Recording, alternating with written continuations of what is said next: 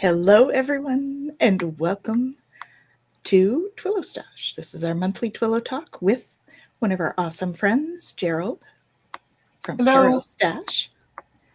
Glad to be here. TwillowStache. Yes. Welcome, welcome. So I'm Tanys Coughlin. I am joined by my beautiful co-host, Jennifer Jurkofsky. Hello, hello. And of course, our awesome third co-host, TarotStache, and from TarotStache. all of our links are in the description below. All those. So all of those. So You'll even see TarotStache Printify. Oh, right. You can get some merch if you want. Yeah. You know, because it's always good to know that you're for entertainment purposes only. Mm-hmm. Which we are. Yes. So welcome, everyone. Welcome, everybody. Let's say hello to a few people. We have Fogo Pogo. Hey, Kaylee. Welcome, welcome. And we have Hypnocity. Welcome, Melanie. How's it going? And we have TarotStache, who says howdy, everyone, which you have said howdy, everyone. So welcome, everyone.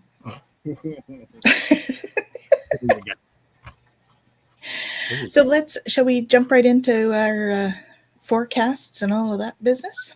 I say do it. Let's do it. All right, here we have, I'm starting with the KP index today. So you can see we had a little bit of an elevated KP index there over the weekend. And a little bit there. We seem to be leveled out a little bit more today, meaning in the green as opposed to up here, right? We were up at 6 and stuff. We're back down again into our normal range.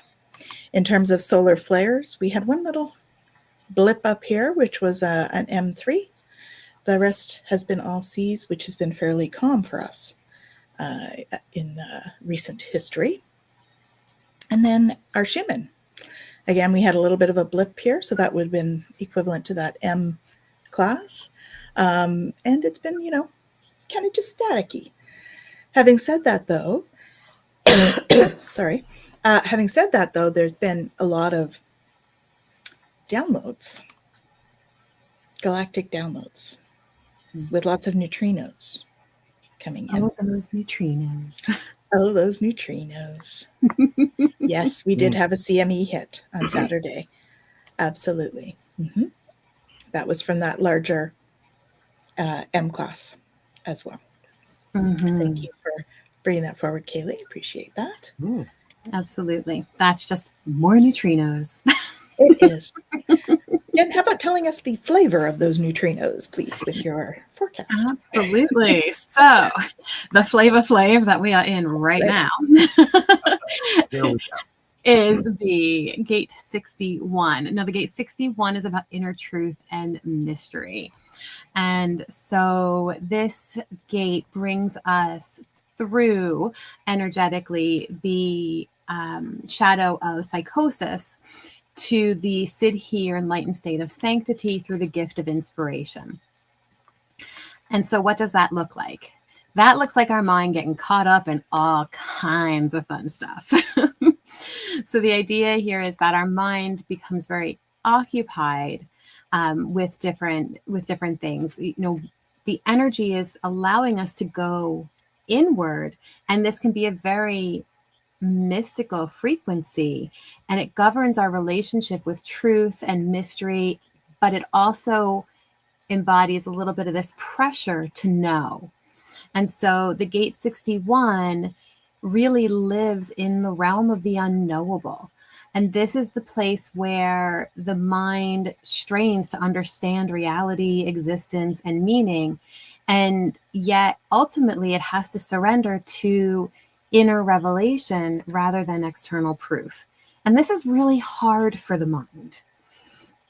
We get so caught up in the mental processing and trying to figure it all out. And this is not a mental key. It's very much a Gnostic one. And so this transit, it draws our consciousness inward, amplifying the questions about truth and purpose and the nature of reality. And so right now, energetically, it's really interesting. So we talked about this a little bit last week in terms of where we are energetically and the fact that we are still in transition, right? We've got 3 transitions that we're going through in this new year. So the first one was the Gregorian calendar, the 9-to-1 energy. But the beginning of this one energy is still shedding. And it's going to continue to shed until February. And so this in-between time is still a time of figuring everything out. And so we may feel this pressure right now to have to answer these really deep questions. And these are definitely themes that I see even coming up with clients, these existential questions of like, what is going on? What is my purpose? What am I supposed to be doing? How do I figure this all out? Mm-hmm. So the pressure is there to resolve the mystery. And so what we need to do is really figure out, like, how do I handle this tension? And how do I allow myself to sit in the unknown? Because this shadow energy, this psychosis, comes in when I have to understand it all, and I have to understand it all right now, right? This is the victim of the obsessive mind. And we can either end up disenchanted. So a lot of that, like, low, whatever, there's no meaning, there's no purpose. What am I doing anyway? To that fanatical, like, it has to be like this, and I have to know, and I have to figure it out, right? So, how do we, move through this energy? I think it's really important for us to understand that just because we have a thought doesn't mean that it's real. It doesn't mean that there's any premise behind it. It doesn't mean that it holds any power. And the more that we are able to recognize the obsessive thinking, the looping questions, even the potential of, mistrust in our own perception, because truly, if everything is being filtered, we can have that mental overwhelm and confusion. And we realize that that may become problematic in the way that we're trying to resolve something. We may also see like spiritual bypassing or inflated certainty. So just if these things are coming up, if you're noticing them within yourself or within somebody else, really take that step back, take a breath, and go, okay. Revelation comes through stillness. This is inspiration. This is the gift energy of this transit. This is where if we can kind of take those thoughts and let them go, we can have sudden clarity without explanation. We have the ability to have that deeper recognition, right? We can know something. This is the gnosis. We can know something without needing to justify it or explain it. It's that creative spiritual insight that can just flow through us. And so, we want to open to that mental spaciousness. And that takes really being present with whatever it is that's showing up for us. So if you're feeling that pressure, it's like, okay, pressure, I feel you. I recognize that you're there, but I want to make some spaciousness within me. So I'm going to honor the fact that, yeah, brain, you do your thing, but open and curious, as I say all the time, right? I want to just hold space for what else is possible here and see how that shows up for me, right? So some questions for this week is, where am I pressuring myself to know or understand something prematurely, right? It's okay to want to understand it, but that need to figure it all out right now, that can become overwhelming, right? How do I respond to uncertainty? What comes up for me? Am I curious? Am I anxious? Can I trust? Right? And noticing, like, okay, if how I handle uncertainty feels uneasy within me, how can I shift that? And if it feels good, curiosity and trust, how can I expand on that? Okay, so the affirmation for this one is, I trust the wisdom that arises from stillness. Truth reveals itself when I soften into the mystery. Wow. To be okay with not knowing. Mm-hmm. Right? That's a tough one. I know I quote it so often, the Tao, right? But not knowing is true knowledge. Perceiving that we know is a disease.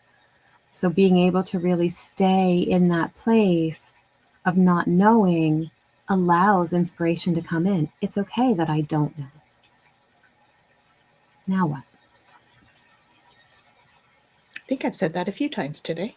It was the day for things that came up, and I was like, I don't know what to do with that. And I'm okay with that. And there you go. I put the affirmation in the chat there. Beautiful. See, I have a couple of comments here. So Kaylee said, oh, eggshelly for sure. Mm-hmm. Yep. Definitely. Yeah. And I think it's such an important piece, right? Like feeling that this week. And so many of us are feeling that. And so knowing like, okay, this is a collective energy. I don't need to think like I'm having psychosis here. It's okay. We're all having psychosis, so it's all We're good. all in that energy. It's like when I call Jen, am I going crazy? She's like, well, if we are, we're going together. I'm like, okay, cool. Yeah. Why are you going crazy this time? Yeah. Well, but I think it's interesting because this idea of this time of the year where the Gregorian Challenger changes, all of the numerology changes, and then we come up to the new lunar calendar in February 16th. That's got eclipses all over it, stuff like that. This is one of those times.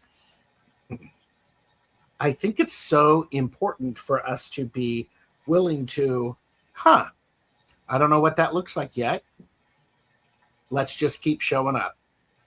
Let's just keep showing up because, and yes, 2026, it is a 10-1 year.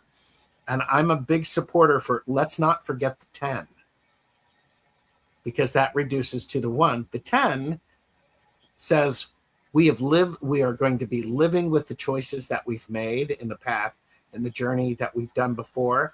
At the same time, we're starting something new. Yeah. Do we decide to use what we've learned appropriately? Do we choose to ignore it? I think it's an interesting thing. So I'm a big supporter of the let's not forget that 10 because that's living with the choices.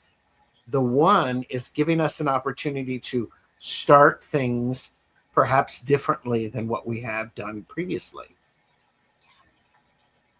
Yeah. So something to consider with that. Well, it's such an interesting theme in the sense that, this energy, this psychosis, having to figure it out. I think we can get so caught up in that, even reviewing. Why did I do that? Why did that happen? And we get, bogged down with the mental pressure of especially on the spiritual journey where we feel like we have to transcend these things. It's like, no, this is all part of the human experience. And even in the spiritual journey, we're going to experience these things. So can I give myself that grace and compassion to go, yeah, okay, I went through that. Yeah, that was hard. Yeah, that was my experience. Cool. Now what? What's next? Yeah. What's next? Open and curious, like you always say, Jen, right? Open and curious is a very good thing. And it's hard to be open and curious at this time because what we have been familiar with is different. And there's big waves, so to speak, in the energy. And whether or not the big waves of energy are reflected in the Schumann and the flares and that, it doesn't matter. If we feel them, because this is the time of the year when you feel those things, then we have to honor that. That is the time of the year when I always get pensive about what do I want to get done this year and why didn't I get all of that done this past year? So, okay. It is true. Well, and on that, I know we talked about it last time, and the blog is still there on passengerconsciousness.ca for those who want to check it out. But it goes through all of the transits that we have between now and February, because the energies are such, Gerald, as you were saying, where we might feel like the pull of I have to do this, or I have to, move forward with this. Like we just came through drive and ambition, and yet we're not meant to make resolutions right now, right? So we look at that and go, okay, I'm feeling this pull to do this, but I'm also feeling but I should not yet. Like I'm not quite ready. And so we're in these ebbs and flows of energy. And so it is so important, as you're saying, to honor that, because we're not yet in the off to the races energy. Mm-hmm. That's what I'm still practicing, because that's the emotional authority thing too, right? We have that sort of pull and we want to jump on something, but we have to ride the wave. So I'm trying to ride the wave these days. Well, and I think I am going to rephrase that. I am working on riding the wave as opposed to trying. One of my mentors told me trying is lying, so I'm going to say that I am working on it. Or you could just say you're riding the wave. I am. I think it's one of those things. We have so much pressure in our society, in Western culture, to make New Year's resolutions. Mm-hmm. If you make New Year's resolutions, okay, but consider them it's a trial period. Mm-hmm. I'm gonna do this for, I don't know, maybe 6-7 weeks to see how it goes, and then make my decision. Because Jennifer, you put up a short, it was basically, don't do New Year's resolutions. Don't do it. Don't do it. Don't do it. Yet. Yet. Don't do it yet. Yet. But I think it's one of those things that if there's nothing wrong with starting something with the intention of adjusting it, because I don't know all of the transits that we're going through now until the middle of February, and I'm not a specialist. I would imagine they're going to be emotion filled, and they're going to be so discombobulating. We don't know where to look, and sometimes we just may want to take a nap. Yeah, I highly recommend those. I highly recommend a nap. I highly recommend puppy pile. Get your nap on, if it's okay to do that, because part of that is what we would naturally be doing. That's what nature is doing right now. That's right. Nature is having this period of going, whew, all that stuff's going on out there. There's still stuff going on in here. Yeah. I'm only going to deal with one of those right now. Yeah, and this season's very much about that sort of internal perspective, like you were saying, being reflective and yet still trying to be in flow, and go with the unknown, because we don't know everything. So, this is true. I would love to change that. And some are, but it's slow going, I think. It would be nice if, corporate culture allowed for nap time. But yeah, it does not generally yet. But welcome, Madam Maria. Yeah. And Maru, the idea of, it's the practicing of, it's trying it on for size. Yes. Am I going to like this resolution? Is this resolution really what I think it is on paper in reality? Because as you were talking about, this is, this inner truth and the realm of not knowing. If we don't know it, but we might think we know it, but then we don't know it, then when we get into it, we get unexpected things, and that's okay, because we don't know what we don't know. Yes. Yeah. And I think that's the other piece when it comes to resolutions, in the sense that, yes, it is important for us to commit to things and all of that, but with so much of the world manifesting generators, I need to try this on for size before I can give you my yes or no. Right. So I think that it is important to allow yourself to, as Gerald said, be flexible with the energy, allow yourself to ride the wave. And so, maybe instead of being absolutely resolute and I am going to do this come hell or high water, go, this is what I'm doing today and see how it feels. Mm-hmm. And it's like, okay, that felt good. I'm going to do that again tomorrow.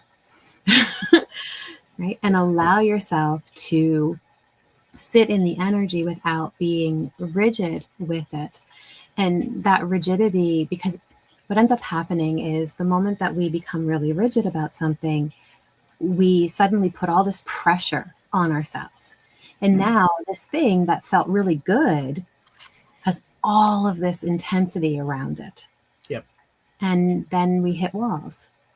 And it's not because we didn't want to do it, but we are programmed for survival. And the moment anxiety shows up, we have programs around that too.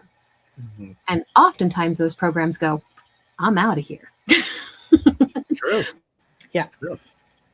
I always like the idea of New Year's resolutions oftentimes are about fixing something that is wrong.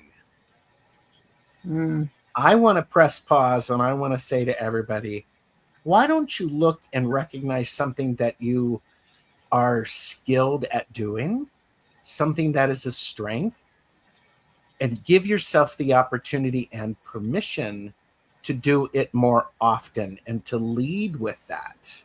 Mm-hmm. Because that's something, it can be, I remember doing stuff for human resources in development stuff. It's like going, well, if there was a skill that was needed in your job and you were very low at it, you needed to work on that skill. Mm-hmm. Instead, the approach that I would take is, okay, you're not very good at this. However,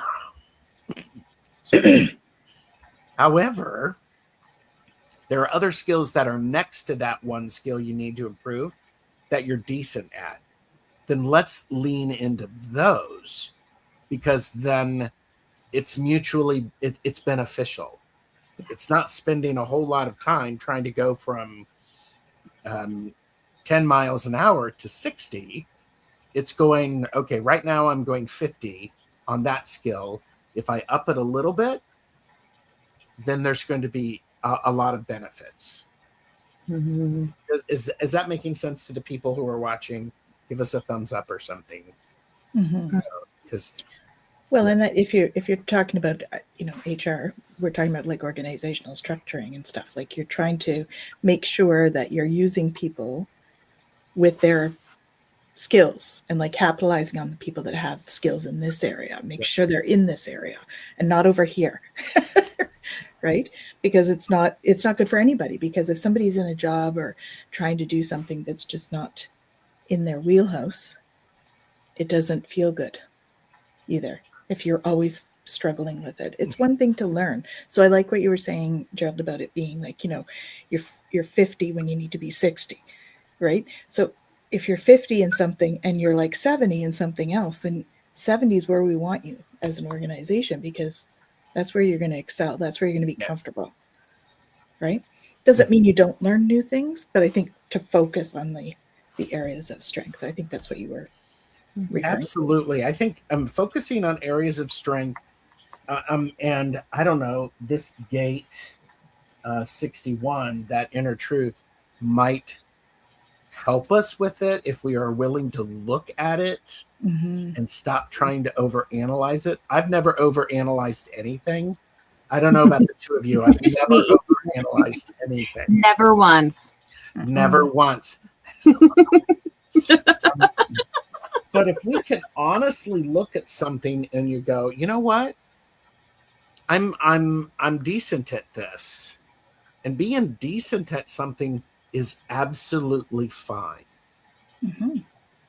And recognizing when those people who are around us are decent at something requires that we lean into that and say, you know what, Jennifer, I really like the thumbnail that you did.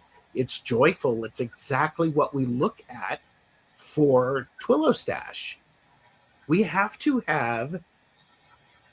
be willing to give that honest feedback about something and go, nicely done. Mm-hmm. Yeah, Yeah. give credit where due, right? Absolutely. And this idea too of leaning into our strengths is beautiful because it allows us to be more authentically ourselves. Right? We're not trying to tick a box or be something else.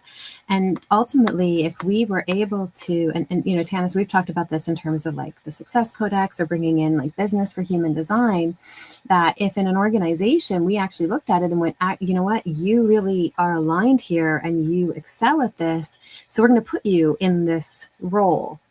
And then you actually really excel at this, so we're going to put you in this role. And you right? If we were aligned in that way, it would be beautiful. But because we have to fit these boxes that don't actually fit anything for us, we feel like we have to be this or that. And then we have, you know, things like social media, movies, TV as well, that, you know, put this whole image out there of like, this is what it is to be what, you know, we talked about success last time. What is that? And it's like, wait a minute. Success for me is being me authentically and completely. That's what success is for me. So I don't need to be you. I don't need to have the same things as you. I don't need to make myself fit your box. Right? So yes, the corporate world is its own beast, if you will.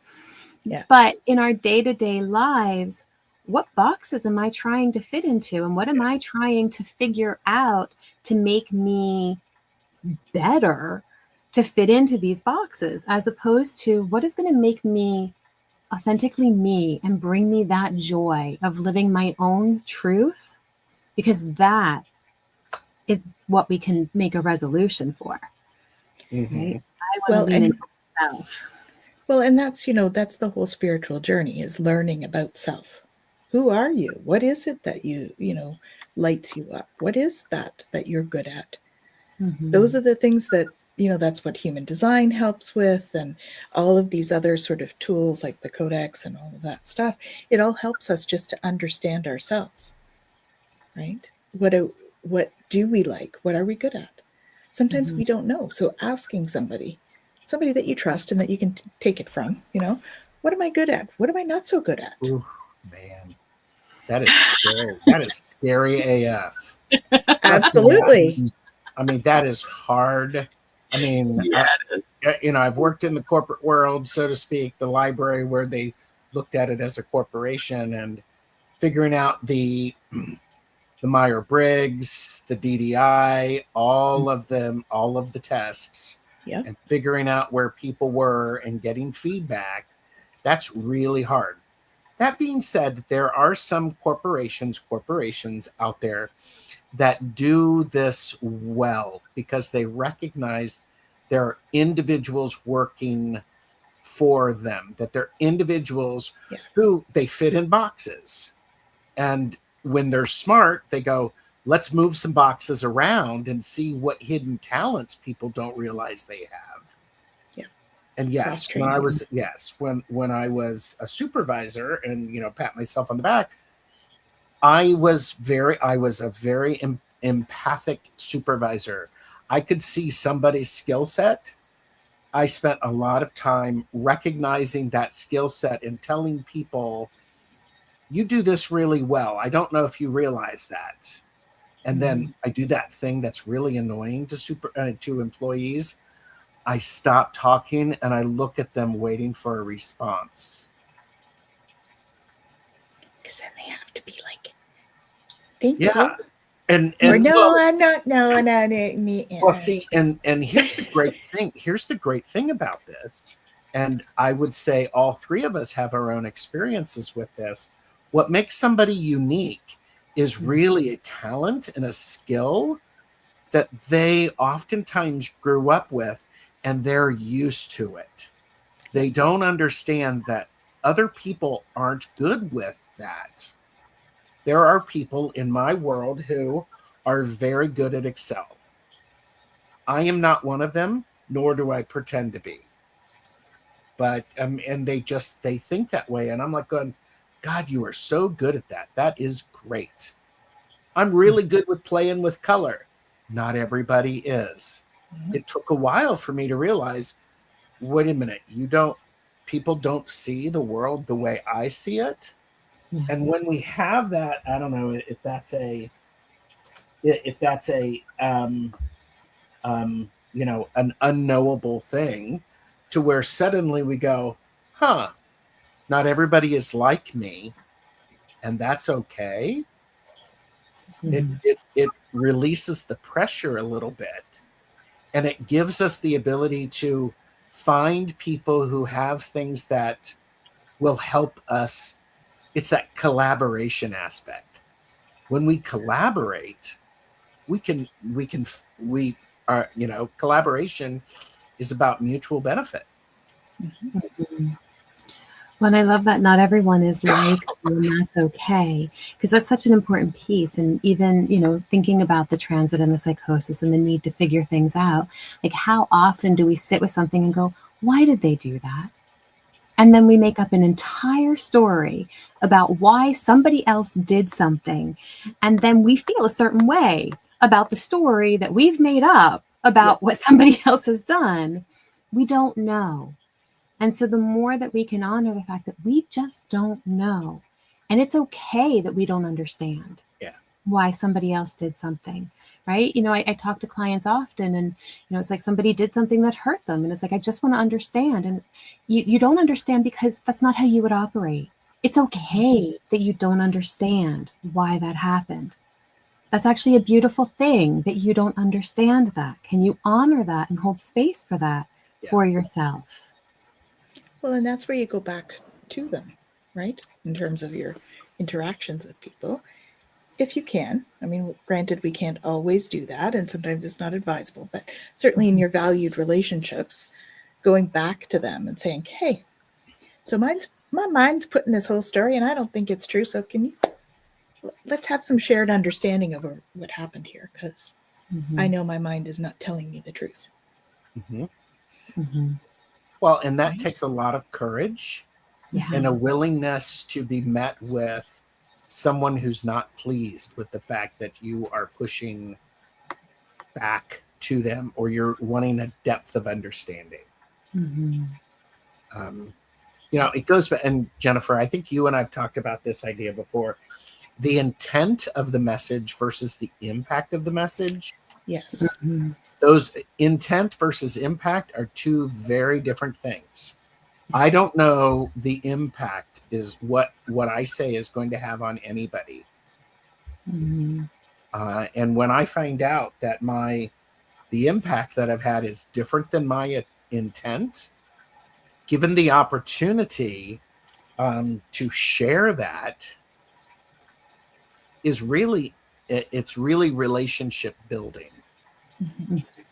Because when you hear from people that, you said this, and, boy, that made me feel all kind of things like this. I'm first of all going to go, God, thank you for caring about our relationship enough to talk to me about this. Yeah, exactly. And I think, get me on my soapbox. I think we need more of that willingness to listen to other people and to ask the questions and to shut up and to listen to the answer and try to understand. Was it Stephen Covey? It's one of the 7 habits of highly effective people. Seek first to understand and then be understood. Yeah. I love that. Yeah, absolutely. And there's some comments. There's a couple of comments here. So one person defines how one person defines something differs from others based on their personal filters. Absolutely. And then we've got, yes, I've found that very often the communication becomes misinterpreted by inner dialogue. Absolutely. Inner Those monologue. stories that are the inner, monologue. Yeah. the inner Yeah. stories that we tell ourselves. Yeah. For sure. Absolutely. Well, and I think doing that is like you said, it requires courage, because we've not always, been met with a beautiful response like you would give, Jer, Mhm. right? The thank you for bringing this to my attention thing. And I guess in that way, it's like, let's step into, you're not responsible for their actions in this, you're responsible for your own. And so if you bring it back to them and say, can you help me understand this? And you get a negative reaction, well, you're coming at it from a compassionate way. You've done your due diligence. If they don't respect or they don't reciprocate or receive well, Mhm. then that's their responsibility in terms of the relationship. But granted, not always comfortable. Well, No. it's never very comfortable. And if it is comfortable, then I'm curious as if it's authentic, Mm. because there's always a bit of scariness to it. And it's like, I remember, and Maru was there during recent series of shows, the duality shows, with Linda de Gonzalez and Raven Tarot Meditation. We were talking about duality, and it was brought to my attention that it felt like someone was being put down, and I was embarrassed. That was my first response, because that was not my intention. And if that was the impact, I was like going, holy crap. I was embarrassed, because and I recognized it pretty quickly that, oh, this is embarrassing for me. And I may have said something about that. Mhm. Because if when you say to somebody, I want us to be good, I value our relationship, I need to check this, and then you say it, and then you can touch base and say, I'm just wanting to verify, because I mean, we can be really helpful to each other, and so let's just talk about this for a minute. Mhm. So And sometimes those regular check-ins, right? Like, Jen, we okay? We doing all right this week? Like, we're good? Yeah.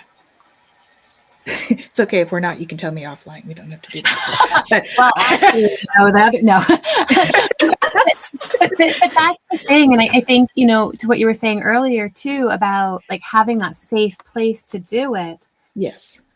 We have, if we've been through it, there's going to be memory of times where we have put ourselves out there and that's been rejected.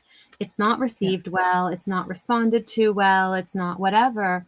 And so, Gerald, when you had said like, thank you for caring about the relationship enough, like, I think that that's such an important piece, because even though it's hard, to receive, it's hard for the person to come out and go, hey, when you did this, this is how it felt. And I'd really appreciate it if maybe next time you did this.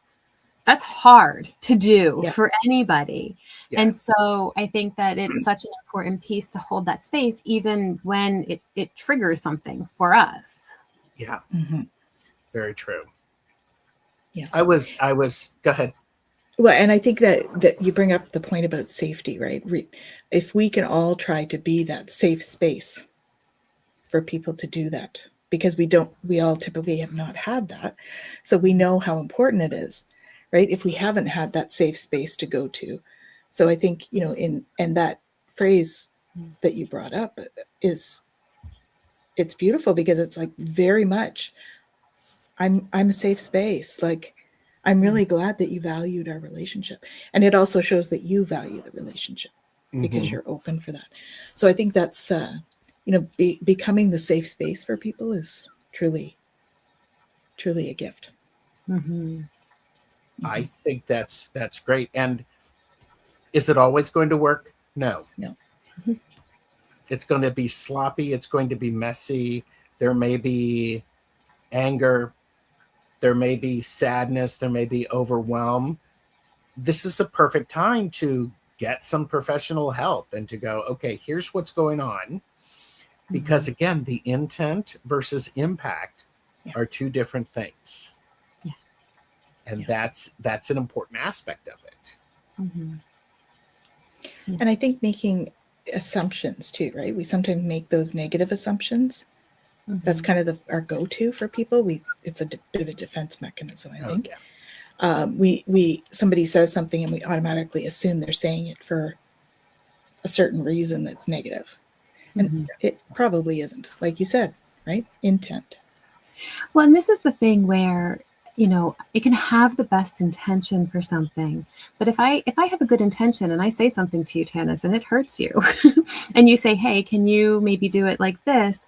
Regardless of my intent, I want to make that shift because I care about that relationship. And so I think that, you know, we can even recognize, like, and we've had that conversation, right? Like, I recognize that you didn't mean anything by what happened. And I know that that wasn't your intention, but I'd still really appreciate it if this could shift. And that's okay, right? Like, we're allowed to say that. And the other person is allowed to respond however they want to respond. But, you know, again, we look at that and go, depending on where we want to take the relationship, we're going to respond differently. And if we're willing to put in that work and effort or not for whoever we're interacting with in that moment. Yeah. I'm a big supporter of honesty. You need to be honest with a lot of support, because honesty without support is brutality. If I am being honest with you and telling you the impact of something that you said to me, and this is going to help with the growth. If I'm honest with you and I offer a lot of support, you're going to be more likely to feel that support, and we're going to build that relationship rather than tearing it down. And this is one of those things that, I mean, when we start to recognize the positive things that people do, when we recognize the glimmers that somebody else gives us, we start to see more of those. And people, they're, you know, if I say to somebody, to a cashier, I'm not going, hey, thank you for, you know, for how quickly you got me through the checkout line. Thank you. And they're like, well, it's just my job. And I'm like, and thank you for doing it so well. I appreciate it. And then move on. Yeah. I think it's a beautiful thing about, you know, I wrote down, I love this. It's the, you know, inner truth in the realm of the unknowable. Well, we don't know the impact that we're going to have on somebody. No. Go out there and try to be a positive impact for somebody, but do it authentically. Don't try to force it, because then that stinks. Authentic and compassionate. Yes. Yeah. Don't be doing it for the Instagram and all that crap. Yeah. Absolutely. And this comes back to that authenticity. Yeah. Right. Being true to who we want to be. And this is where being present, being in the moment allows those things to be pulled from us. Right? Where we walk into a place, and, you know, I love it too. My eldest is so quick to, oh my goodness, I love your hair. I love your outfit. I love your whatever, to whoever, anywhere. Right? To just see something and be lit up by it, and then having to express that. Right? So allowing ourselves to look for opportunities for that, if that's not something that we're used to doing. Right? Again, reticular activating system, we're going to find what we look for. So if I'm looking for opportunities to be miserable, I'm going to find opportunities to be miserable. Yes. If I'm looking for opportunities to find joy in my experience, I am going to find opportunities to have joy. Exactly. And that's key for this, you know, gate 61, the inner truth, because if we romance the inner truth, we're gonna be excited when we discover something new. Yes. And it's going to be invigorating. It's going to go, oh, I didn't know that. How exciting.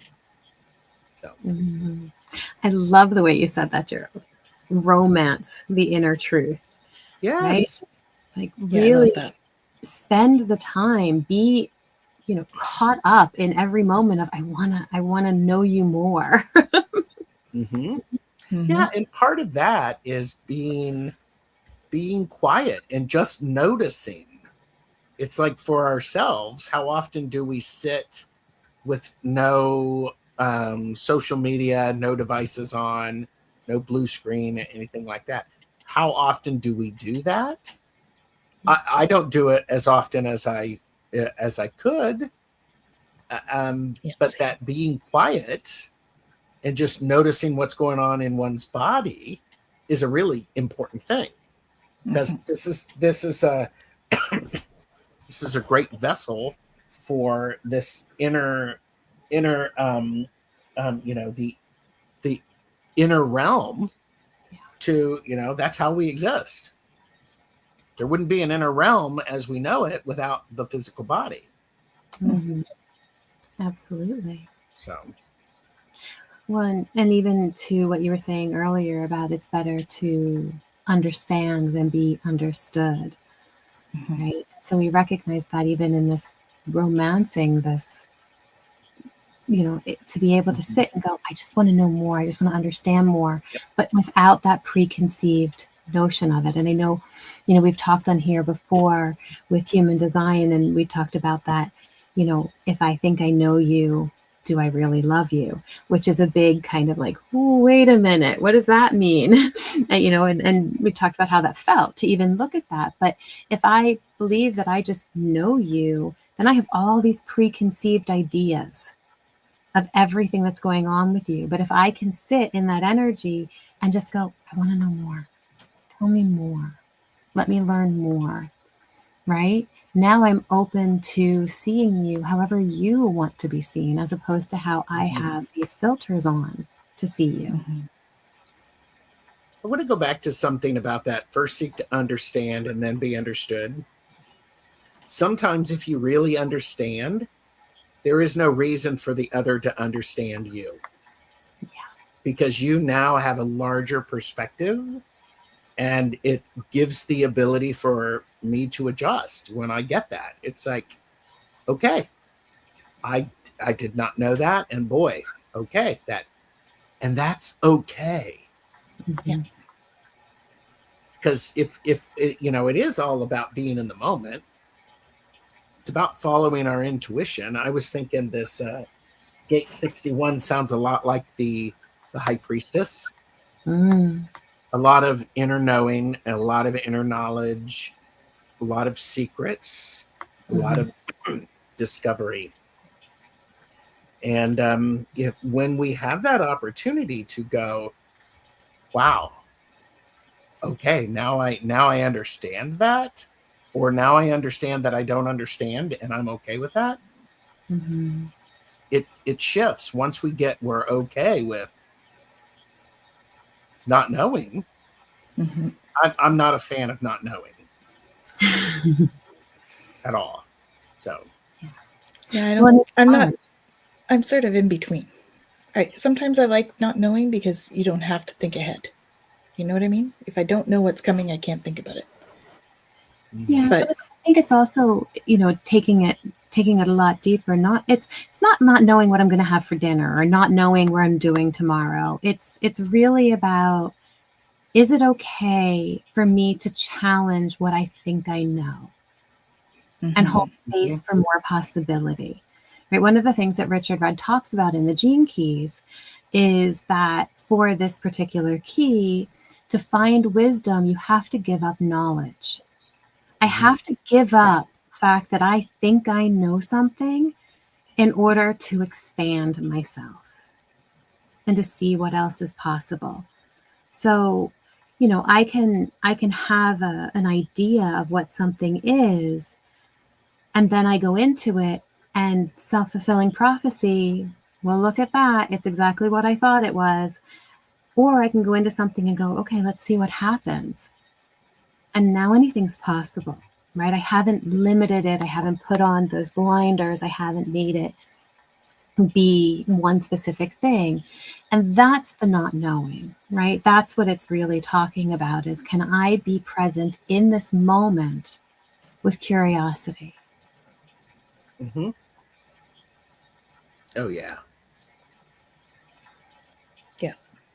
Presence is definitely important in terms of that, right? Because if we can be in this present moment, we don't have all that anxiety about future stuff. We're just now. We don't know what's coming, so we could pretend to know what's coming, but we won't know what's coming. We never do, really. Yeah. So. When I talk to clients about this a lot too, because when we've been through, and again, right, entertainment purposes only, but when we've been through trauma, we get hypervigilant. And our ability to predict how somebody's going to respond gets pretty good, right? Because we're so used to walking on eggshells and noticing all of the finer nuances of things Mm-hmm. in order to be safe. Yes. The problem is that pattern recognition also causes us to be very stuck in the pattern. Yeah.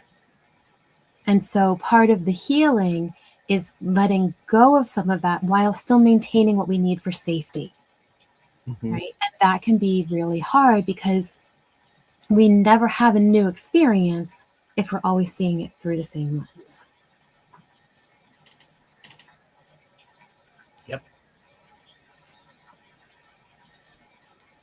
Well said. Yeah, that might be one of those mic drop moments. We never have a new experience if we're looking through the same lens. Yep. Mm-hmm. Has layers. Lots of layers. And this is where the psychosis really comes in, because now we think we know. And whatever narrative we've got going on, whatever story we've got going on, that's the only reality we're living in. Yeah. Mm-hmm. So And it's all okay because we could, we are human. Mm-hmm. So it's okay if we don't know and we don't understand and we make errors. Yeah. It's all about learning. Yeah. But this energy is a call to let go of some of that, to release it, right? To be able to go, okay, just because I think I know, let me still see what happens. Yeah. Oh, yeah. So what I don't know is do you have a new deck that you're pulling from for the end of the sessions? Oh, our home play deck. The home play? We've been using the same one. Okay. I mean, Do you have a suggestion, Gerald? No, I was just curious. Yeah. Maru said our minds are the only place we have to go. Mm-hmm. And Maru, I did get my copy of the Disappointing Affirmations deck. Oh. Okay.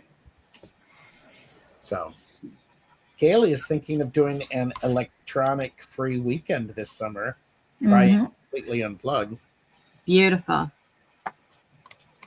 Yep. Absolutely. I lose my phone sometimes. Like on purpose or just as an oops? Yeah, on purpose. Yeah, on purpose. Put it down and walk away and go, I don't know where my phone is. Well. Oh, well. Can't respond today. Oh, well.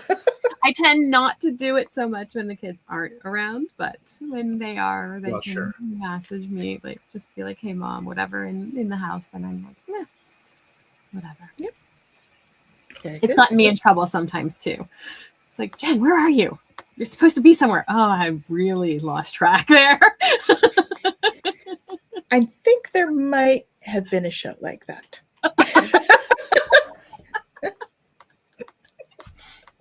A very long time ago, though.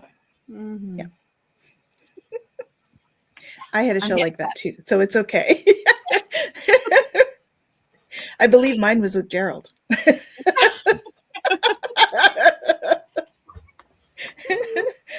So may I give you a disappointing affirmations? Yes. It'll be, it's just, for entertainment purposes only. Yes. Act as if what you do truly matters. It doesn't, but you can always pretend it does if it helps you feel better about your life.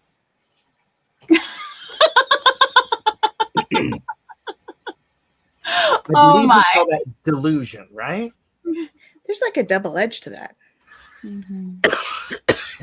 Say more about the devil edge, or the devil edge, or double. The devil. Devil edge. I think both work here. They do. May I see the card again, please? And I shall Yes. elaborate. So act as if what you do truly matters. So if we don't act like it matters, pretend like it does so you feel better about your life. Yes. So acting like it matters. I lost my train of thought. You know that? Acting. I think I picked it up, actually. Do you want to elaborate? Because I lost it. So here's the thing.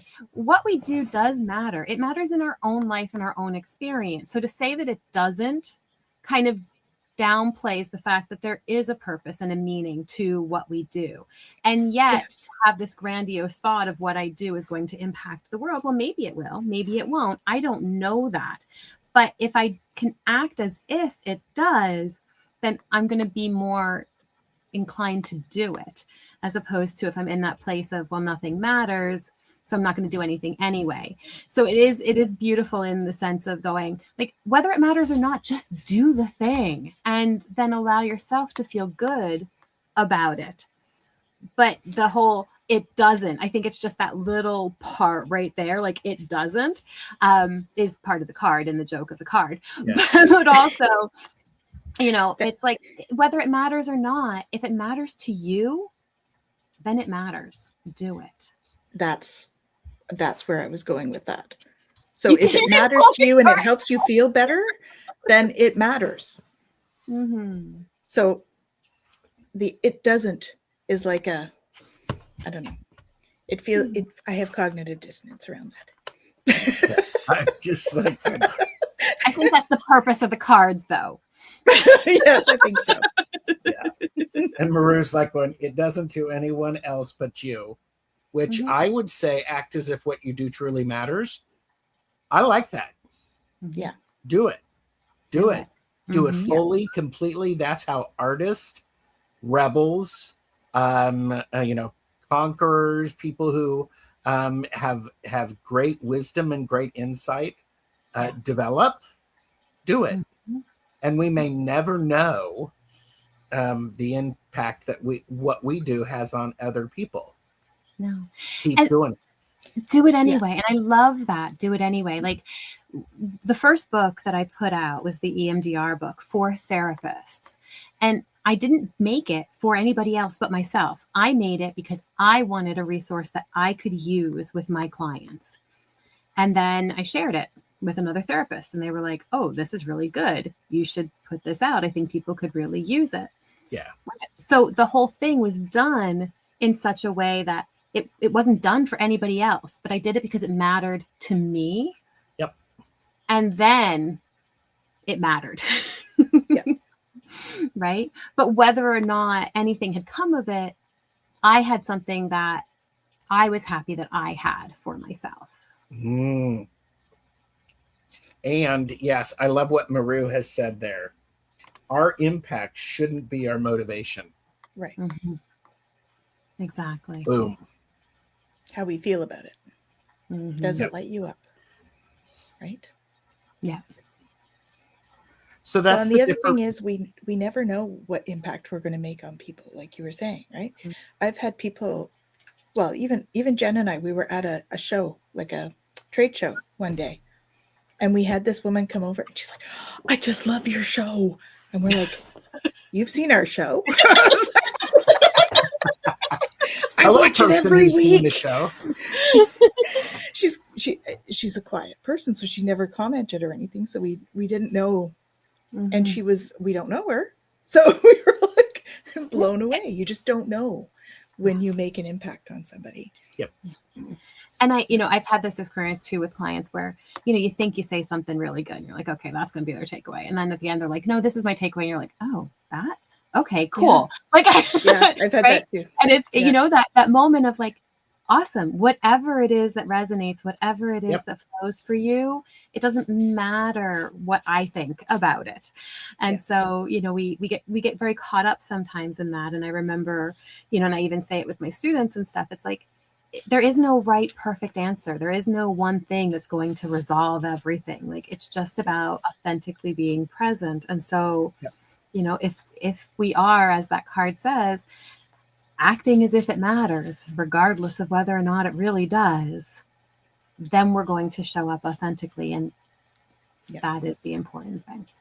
Yeah. Yeah, definitely.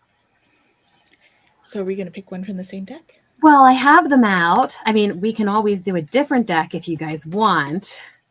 But the card I got is the card that the dogs chewed up.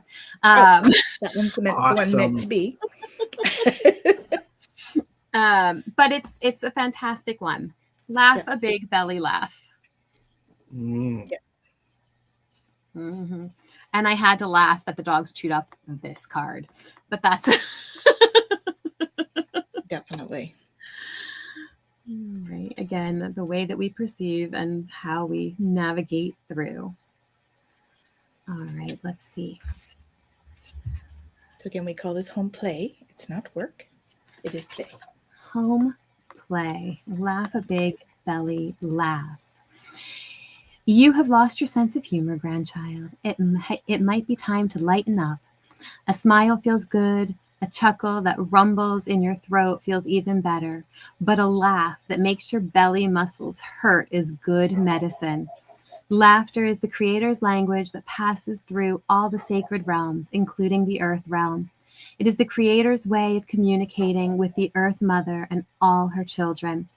Laughter helps those in the physical realm to know and feel love. Laughter and love go hand in hand. When you experience joy and merriment, love flows into your heart and you are one with the Creator. This is sacred law. You are meant to be joyful and carefree, grandchild. Let yourself laugh loudly, wholly, and completely. Laughter is a deep release, so laugh.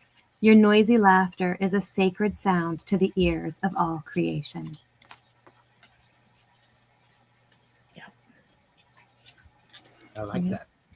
So when we are all caught up in here, we can even laugh at that. We can. Because so and we much should. what it tells us is funny. Yeah, if we lose our sense of humor, there's a lot of there is a challenge with that. Definitely. Things can be very, very hard, and they are very hard, and it's hard to find moments of laughter. I completely get that. But if we can find that, you know, something silly and something just to laugh about, it does shift our mood. Definitely. And it gives us the ability to see things differently. Mm-hmm. So, yeah, absolutely. And just smile. You impact the world. There you go. True. Here we go. What have you got going on, Gerald? I have a few shows this week. Like and subscribe, because that way you can be in the know. Mm-hmm. And so that's good. We'll just say it that way. Subscribe to the channel. Mm-hmm. Subscribe to all of our channels. They're free. It's free to subscribe. So. Absolutely. Jen? Yes, it is. Yeah, I don't have anything else live this week. I have Galactic Gab. Oh, we do have Galactic Gab. Okay. And we have support group. Yeah, that is on my calendar. Yeah. I just didn't see it there. See, I'm so glad that I have you.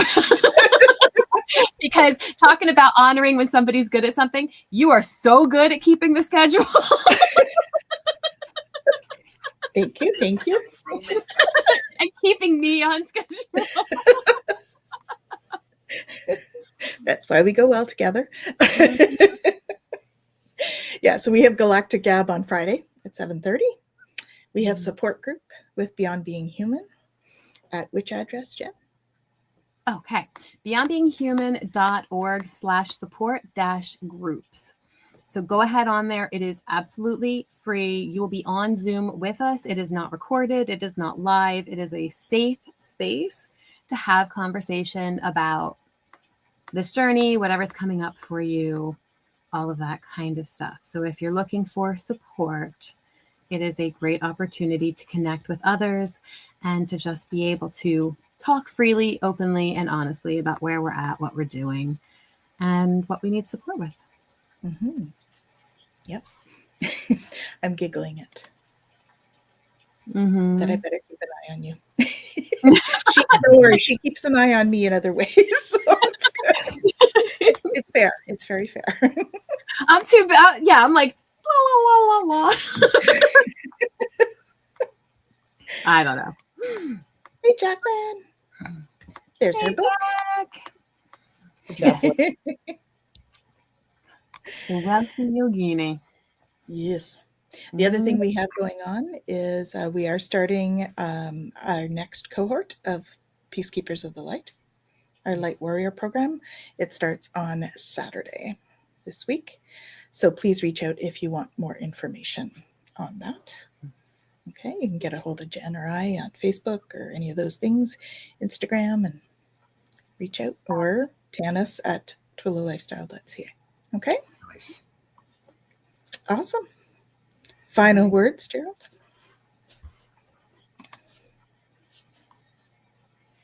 To find wisdom, you have to give up knowledge. Very nice. So there you go. Yep. Jen? I'm going to Tao it again for a moment here. Not knowing is true knowledge. Perceiving that we know is a disease. Very good. Proceed with compassion. Love it. And that would be where we go. So come on back and join us next week. I also have Infinite Integrations with Jacqueline, who we just saw, on Wednesday at 5. So Nice. Beautiful. yes.